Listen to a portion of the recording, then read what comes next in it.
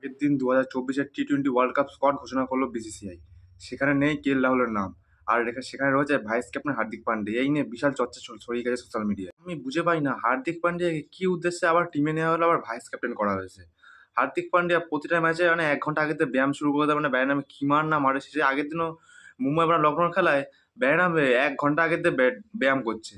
যে ব্যাটের নামে কি মার না মার, ব্যাটে নামলো 0 রানে আউট হয়ে গেছে। আরেকটা জিনিস খারাপ হয়েছে ঋতুরাজ গারকর। ঋতুরাজ গারকরকেও টিমে নেওয়া হয়নি। যে ঋতুরাজ গারকর যে কিনা দুর্দান্ত পারফরমেন্স করছে চেন্নাইয়ের হয়ে। কত ভালো ভালো বলার বোলিং করছে, তাদেরকে নেয়নি। তাদের দিচ্ছে মোহাম্মদ সিরাজ। যে মোহাম্মদ সিরাজ, আরসিপ সিং, টি-20 এখন আইপিএল হচ্ছে, সেখানে চলতেই পারছে না, মার খাচ্ছে বেদরও।